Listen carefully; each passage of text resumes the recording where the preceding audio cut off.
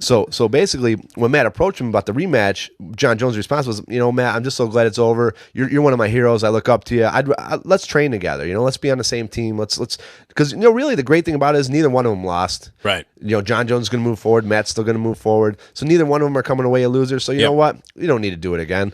Maybe they should train together a little bit. The two of them would bring the best out of each other, and he'd be a great addition to who we already train with. So there will not be a rematch. Well, we don't know yet for sure. It's Right. still up to the UFC what they want to do. Right. I mean, they could still come back and say we want to have a rematch. Yeah. Okay. Well, the thing is, I normally, myself, I never bring any fighter to my gym who's in my weight class. Right.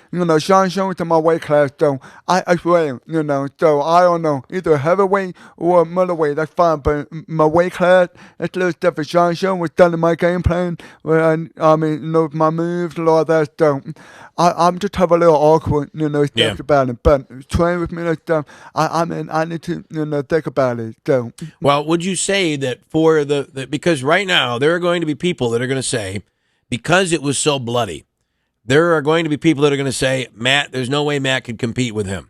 But if you really look at it, technically, you were doing a great job competing with him and as you say, probably leading the fight before the takedown. So do you feel compelled that you need a rematch to prove to everybody that... I got some in the show. I'm wanting to fight before he took me down. Right. I'm doing great, but I got more. I want to go attack him, rough him up a little bit. I didn't. Or I just wanted to take me down, but he got me. So everyone saw me on the bottom because that's not Matt. That's not Matt that I know. He's not doing nothing.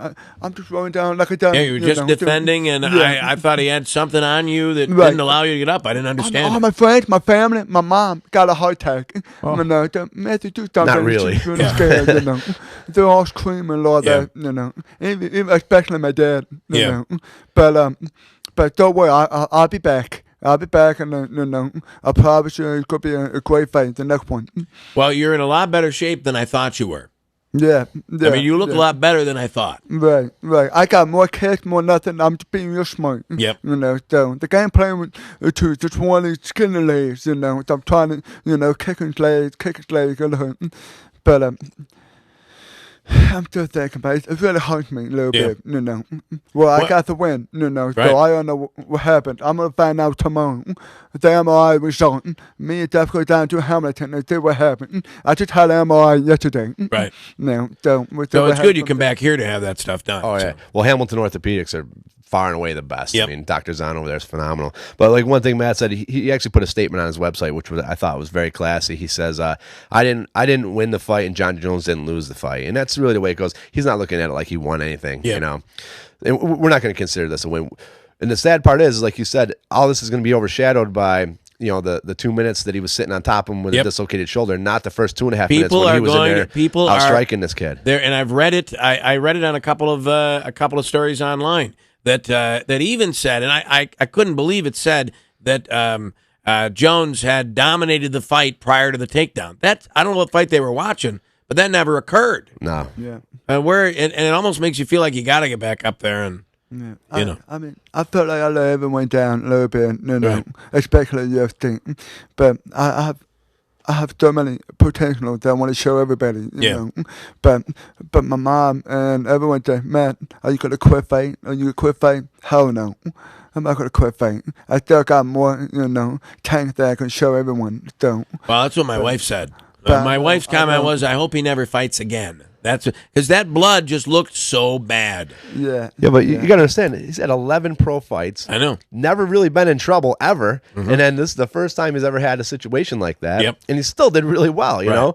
So you can't take that away from him. This is what he does. But to say he let everybody down, it's completely the opposite on our end. Like, personally, I've never been more proud of him from any fight he's ever been in because, one, the way he went into the fight, he was so ready, and he went after the game plan. He was sticking to it and doing exactly what he needed to do.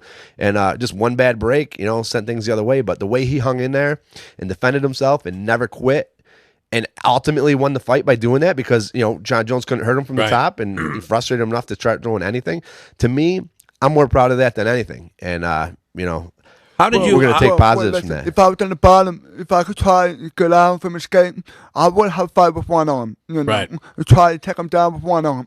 And came down and try to finish him. I knew I'm in trouble. You know, so I got no choice but to fight. Well, that's what amazes me is you were ready to get back up and fight with one arm. Yeah, everything happened for a reason. So Right. I don't know. It's pretty fast. Everything happened so fast. So. He would too. He'd fight with no arms. Right. He's just, and that's what I always say about him. Is like the intangible about him is his heart. And it's funny, you know, like I said, people who really know him, have trained with us, and know Matt. They know that the minute he hit the ground, there was a problem because he never tried to defend the mount. He never tried to even turn off of his back to try to escape.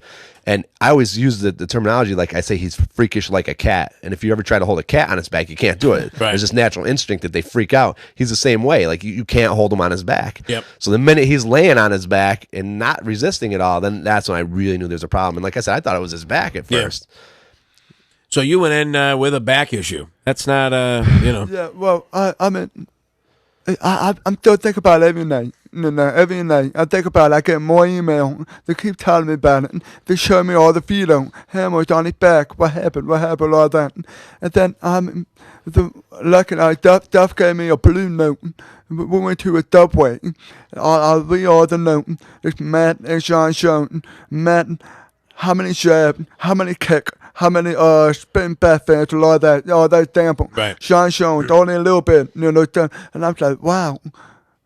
I'm really impressed, you know. I did really good before you took me down. So technically, you were winning the fight when before the takedown. Yeah. Definitely. And, you know, what kills, and we've gone through this ever since, you know, we're going on 5 years now that we've been into this.